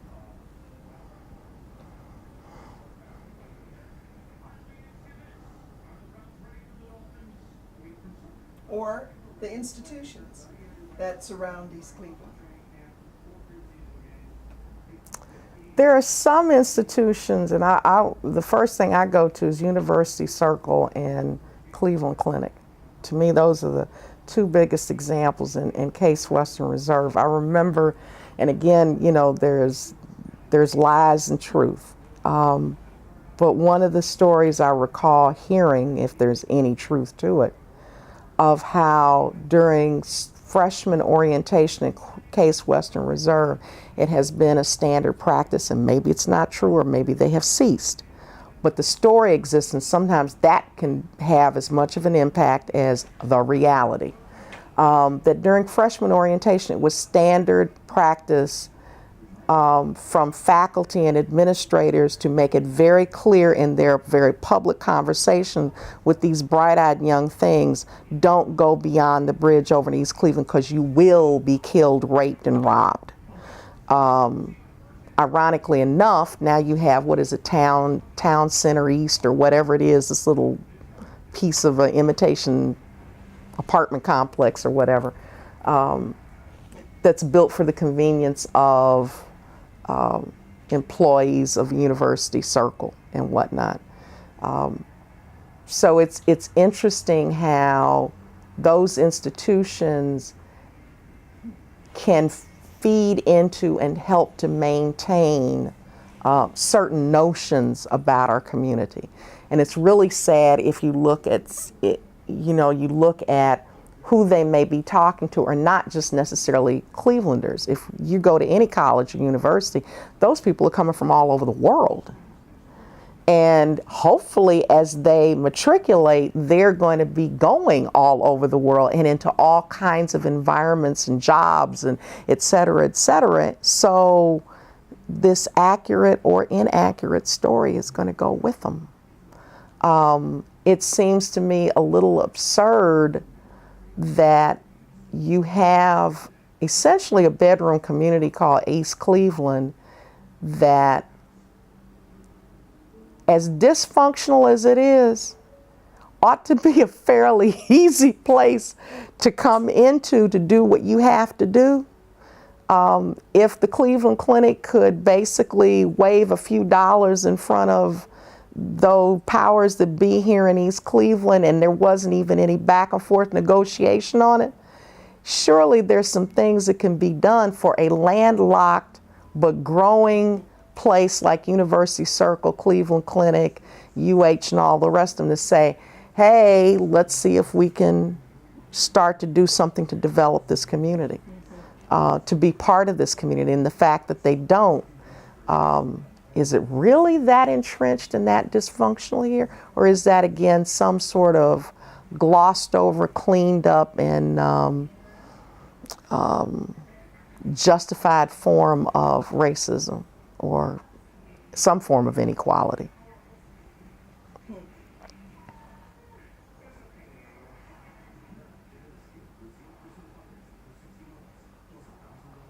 If I named an institution or two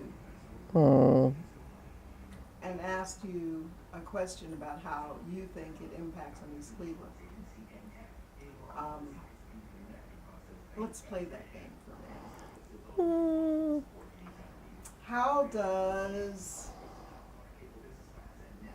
well, the obvious ones, and you've mentioned them, Cleveland Clinic and Case Western, and given examples that I've also heard about their perception of East Cleveland and branding of East Cleveland, not necessarily in a positive way. What about Cleveland Institute of Music? They're a member of the University Circle sign. I know, but Yeah. I'm taking particular institutions, the Cleveland Orchestra. What about Cleveland State, if you step out a little bit further away from the city of East Cleveland?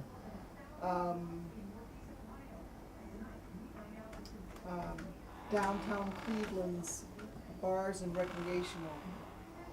I think East Cleveland is probably the further away from East Cleveland you get, the more East Cleveland is a non-entity, a non-thought about thing. That's my opinion and impression. It may be as wrong as two left shoes. So when an organization or an institution or a business is planning its 5-year plan, they're not thinking about how They would probably think about West Podunk, Mississippi before they think about East Cleveland. East Cleveland just is not a thought. does that East Cleveland not being a thought or a consideration, because remember I said in terms of size, Beechwood is somewhat similar. That has nothing to do with it. So my question is, did they think about Beechwood?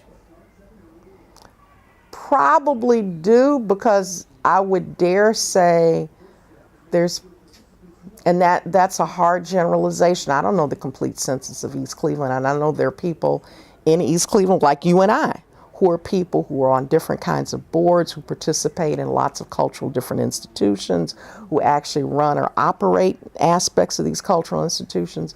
But I would dare say that probably in Beechwood, that ilk is probably a larger percentage of the Beechwood community. And also because the Beechwood community, I would guess, probably votes in a higher percentage across a broader spectrum of their population, and are probably more prone to, and here's the thing, not be just an activist in the sort of rah-rah, kiss kumbah kind of a way, but activists in the sense that they really know how to do the long-term strategic planning, the thoughtful strategizing and coupling that with good scaffold tactics to really affect change, combined with the intelligent patience of now is or is not the time to take this action, now is or is not the best time to show your hand or to even show your anger or your indignation. How to play coy, or how to get angry in the right way at the right time, rather than just sort of blah out there. So I would say my impression, my guess, is that the Beechwoods of the world have a larger percentage of folk who know how to do that and are themselves placed in enough different institutional places that they already sit on or own the businesses of or have inroads to everything from the plain dealer to whoever the development group is that's developing what used to be the Cleveland Trust Building and is now going to be the county office tower, or who may be on some sort of board at Cleveland State, or et cetera, et cetera. So they're going to make themselves present and known. Which then impacts on their city in a way that is not. That's beneficial for them.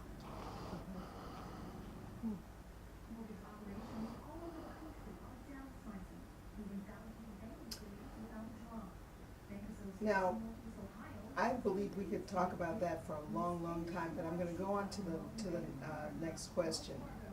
What is your vision for the future of East Cleveland? None. Point blank. The vision that I have for East Cleveland is sad to say, but the best thing that could happen to it is that someone or something could take it over.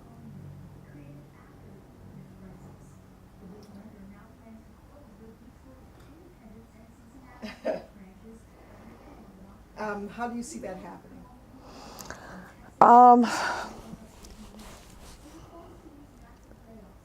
If the continued issues around going into constant economic crisis, then East Cleveland's going to become like Detroit, only without the backing of the state's governor. Detroit, as screwed up as it may be, is still too big geographically and even raggedy as it is economically to disappear. So the governor of Michigan has to step in. I don't care if it's a Democrat, a Republican, or a guy from Mars. Ain't nobody got to step in for East Cleveland, and nobody wants to. And if I'm not mistaken, they've done it before. And here we are again. So either something in terms of some type of bankruptcy that will dissolve the city, and at that point, then it's going to be a mess because, well, what does it become? Does it become absorbed by some other municipality, and what municipality will want to take it on? And will it take it on as the whole kit and caboodle, or will it get divided up, you know, by essentially Euclid, Cleveland Heights, and Cleveland, you know? And it may continue to limp along in the way that it's doing, but I think it's had this same economic meltdown hiccup combined with the just sort of like rotating circus called city government. It's not sustainable. Now, I noticed in all of our discussions so far this evening about East Cleveland and your relationship to it, there are some things that you haven't mentioned.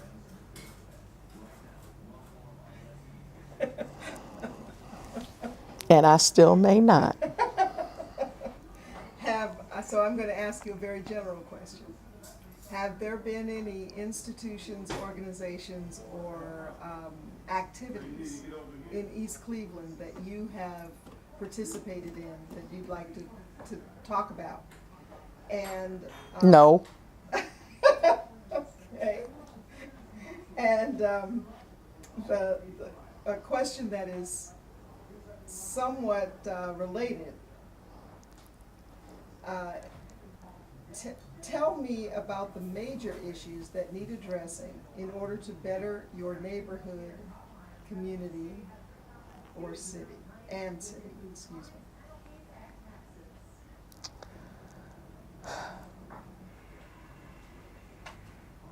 Well, city governance is one of them, but to get at that, you actually have to have an actively engaged electorate and a reasonably well-informed, thinking, intelligent electorate. I have a sneaking suspicion that there are more people in East Cleveland who probably can fit that category, but have just gotten to the place that said, you know what, to heck with it. And they have basically just dropped out and are like, you know what, right now the economy's bad, jobs are scarce, real estate values aren't worth crap. I can't sell my house, and if I did, I wouldn't get anything out of it. So, hey, I'm gonna go to work, pay my taxes, cut the grass in my yard, mind my business, and be done with it. And at the same time, they probably are folk who are, and when I say well-educated, I'm not talking about you simply have a degree. My grandparents, as I said, did not graduate from high school. Those were some of the most well-read, thoughtful people. My grandmother, who was mean as a snake and tough nails, but she had logic. She could think things through, and she wasn't going to jump up because somebody told her to jump up. My grandfather was a person of compassion and understanding, and he was thoughtful, and he took time to read and to research and to really go in and say, well, over here it said this, but I remember over there I read this thing, and really think for himself.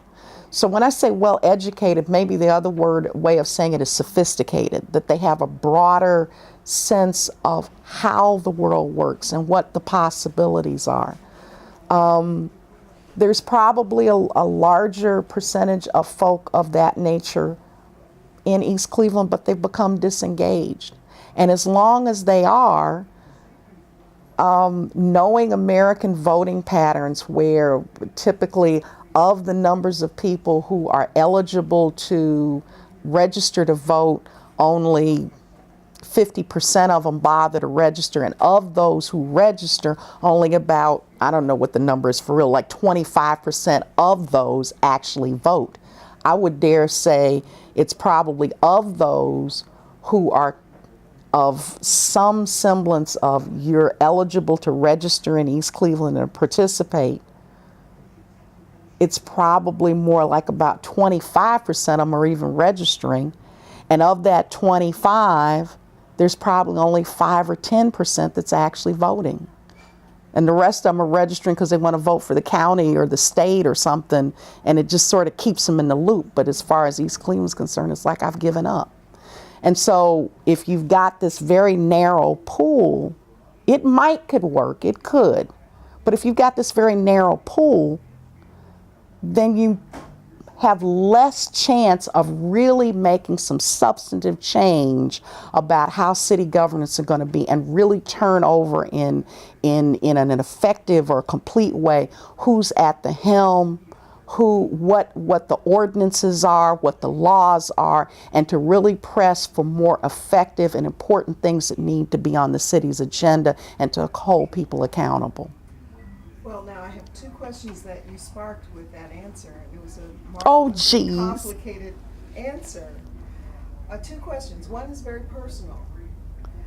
When you mentioned your grandparents again, the image that I had was of you walking with your grandmother into the museum. Mm. Is there an institution or an entity in East Cleveland that you would love to take your grandchildren? Hell no.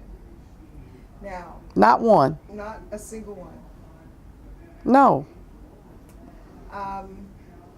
And two, are you one of those people who's very thoughtful and conscious and understands the issues and has given up? Yes. And I will say this, though. I do register, and so far, I have continued to vote even for East Cleveland issues. Okay. Mm-hmm. What needs to happen in East Cleveland for you to experience it with enough hope that you re-engage? I'd have to see a lot of new, fresh faces and voices who not only, I don't want to hear just rhetoric. People who actually have a long-term, a mid-term, and an immediate short-term plan, who are open to alternatives and who also recognize that all of us bear some of the responsibility for the mess that we're in. Therefore, we all need to take at least enough ownership of the problem to get up and clean it. I'd have to see, and new faces can be new faces. They don't necessarily have to be young people. But I think at this point it really would have to be young. I think, when in a weird sort of way, this week has been about honoring the 50th anniversary of, and it's kind of confusing, because the March on Washington was about justice and ending racism. It was about justice and equality. It was not the March on Washington to hear Martin Luther King speak. Martin Luther King almost didn't even make it on the program. And sometimes we can get so caught up in the rhetoric, no matter how good and quote unquote right the rhetoric is, that we can forget the actual purpose of what we're there for. And I think that kind of in some ways lays the groundwork for why we've gotten off kilter as a Black community or a community of progressives and open-minded people, regardless of color or gender or sexual orientation, that we've gotten off kilter about what our real purpose is, because we got too hung up on that piece, fine though it is. We got too hung up on that rhetoric. And so when I look and I'm seeing the march, and it's like, yeah, when the march happened, I was 13 years old. And I'm seeing a whole lot of my age peers out there. And I do see young ones and young people. But when the march happened, we were a lot younger.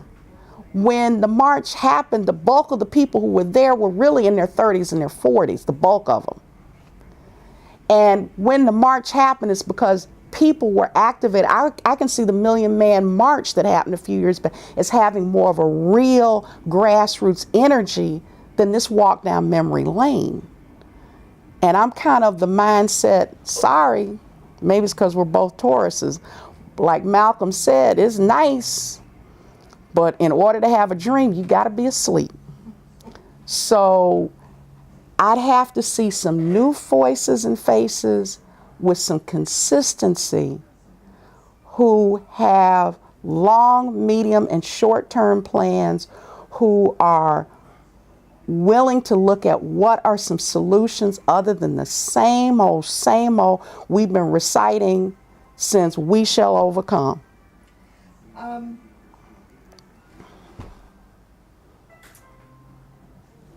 What is, in your mind, the biggest reason that East Cleveland is in the condition it's in? I think we spend too much time in some ways thinking about the glory of the past, which in a way kind of goes to my point about some new voices and faces. I don't begrudge the fact that there have been some people out here who right here in East Cleveland probably got knocked in the head, right here in East Cleveland have fought the good fight. But there comes a time where we have to recognize that we need to transition out of the role of I'm the one that's charged and you got back in the day I did this and you need to know I did. I know you did this and I respect you for doing it and I'm glad and happy. You know, all power to you with no disrespect and no dishonor. But this is a new day and a new time. It's a new sensibility. And what you can do is to mentor and support, to even encourage or find or solicit new voices and new faces, and a substantial number of those new voices and faces need to be younger. When I look at our governmental institutions in East Cleveland, I see, to your point, a very young mayor, Mm-hmm. a young city council president, Mm-hmm. a very young council person for Ward 4, Mm-hmm. and two people who are a little bit older, but they're not the only ones serving. Mm-hmm. I see a young judge. Mm-hmm. I see a young police captain or Mm-hmm. chief. Mm-hmm. So I'm wondering where you think the youth should be placed that would make a substantial difference. And it may be that sometimes the best action is at the edge. Bell Hooks talks about change and action actually occurs at the edges of things, not at the center of things. To get to that center, you may have already taken on certain characteristics. And to your point, that is a paradox, that is a contradiction about you got a young mayor, you got a young city council person. New ways of thinking and new voices. And new, as you recall, one of the things I said, isn't necessarily young. Typically more so is. But the important thing is new voices, new ways of thinking. And if the way you're thinking and the rhetoric you're giving and the way you're operating, even though you chronologically may be young, is still about that old system and that old process, then it don't matter if you 10 or 100. Well, I will venture to ask you this question. I know you spent some time serving on East Cleveland's library board. Hmm.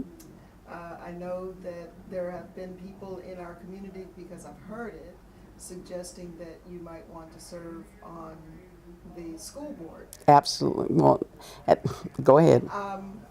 Can you first share a little bit about your experience in your service as a member of the library board, and then talk about how you, if you think about serving in other capacities such as the school board, what do you come away with? My experience in, I'm going to back up and say that under Eric Brewer, I served on the mayor's charter review committee. And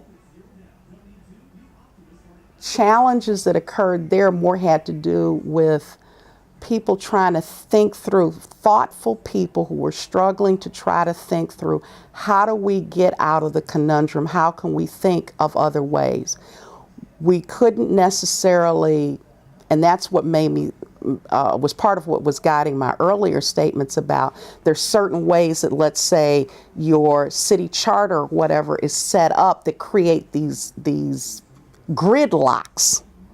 And unless you do certain very huge steps or put in a strategy for that, which oftentimes requires having to get 2/3 majority to change the entire city charter or that kind of business, then it becomes difficult. So that challenge was the kind of challenge that you feel like putting your shoulder to the wheel. Because it was, we're all struggling. Now, we might not have overcome it, but dagnabbit, we're working together to try to figure this thing out. From there, I was approached on one occasion, actually 2 occasions, about the school board. I was very reluctant to do it, did not do it. Then the thing with the library came forward, and there was a vision in terms of how, at that point, I had a vision of, and had that vision shared. In fact, there were other individuals who had the vision of how a library, which is a cultural institution, could potentially be the springboard for a valid way of revitalizing the city through a long-term strategy plan that could help the city become a cultural mecca and hub. But it would take a very structured process to get through that. Unfortunately, in my opinion, there were not people that could comprehend that, particularly on the side of it takes thoughtful and strategic process rather than some sort of snap, whiz, bang kind of very superficial stuff. I don't want to do superficial. And just kind of as an aside, but I hope this says something about who I am.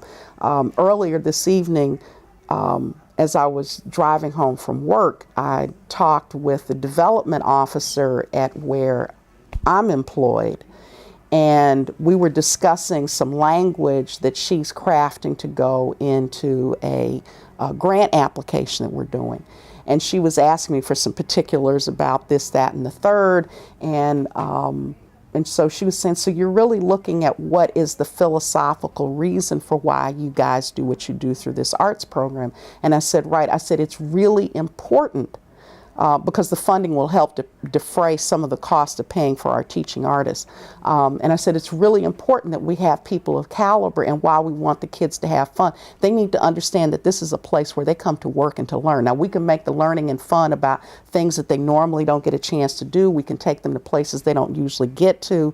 We can try to approach things where they can have room to discuss things that oftentimes other people go, oh, no, we can't talk about that. And I said, because I am about having that quality art education. I am not about to be about the business of doing the superficial. So that is what I bring to this same thing here. And I'm saying I'm already blessed to have an occupation that pays me to do that. And here it is. I hope and pray that I've got another place that I can express that passion and that love, because my love for the arts is real.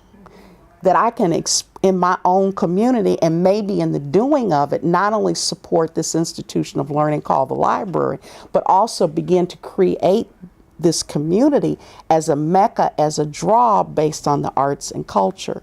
But you cannot do it in a way that is superficial. And so when I see folks that, to me, I don't feel that they shared that, they didn't want to hear that.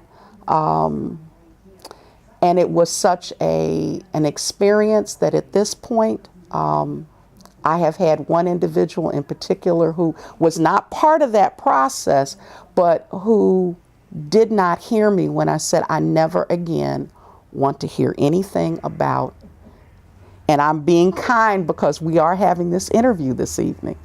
That's because I love you, Leslye.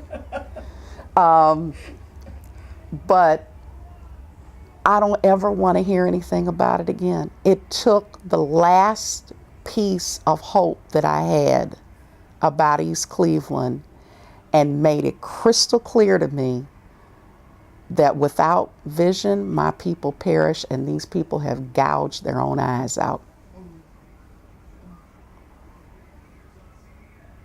Well, that's an honest expression, and I know it wasn't easy to voice, but we did come here tonight to hear your voice, and I knew you wouldn't I wouldn't disappoint. You wouldn't disappoint.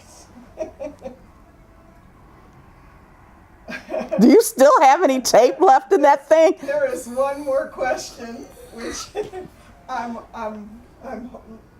glancing at the door as I. Because you know Mary's going to be going, when is she getting home? That's not why. The reason why is it's almost redundant. So I'm going to ask it though because it's on the list. Okay. What would you be prepared to do to participate in making East Cleveland better?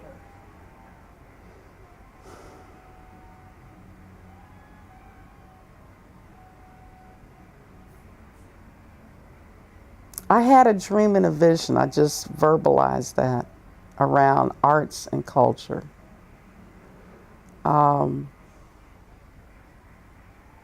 I'd have to see a massive sea change. And that's the only thing. That's the only thing. Do you have anything else that you'd like to share with us this evening as you ponder the questions that we've asked in Voicing an Action?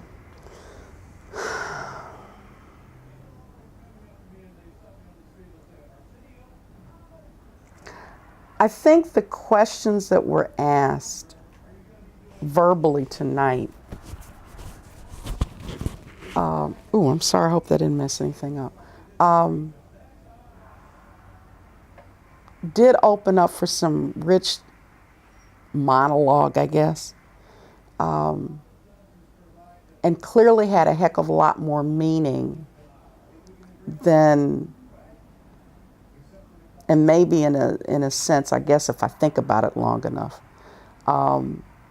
than the written questions did. The written questions felt very invasive, and kind of like, why is this? What is this all about?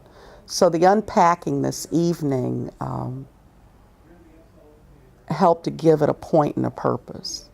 And at the same time, I guess because this is focused on East Cleveland, that makes sense.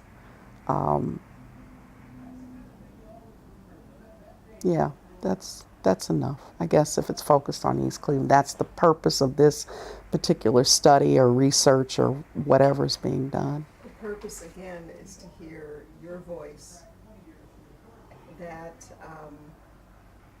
will inspire us and you to action.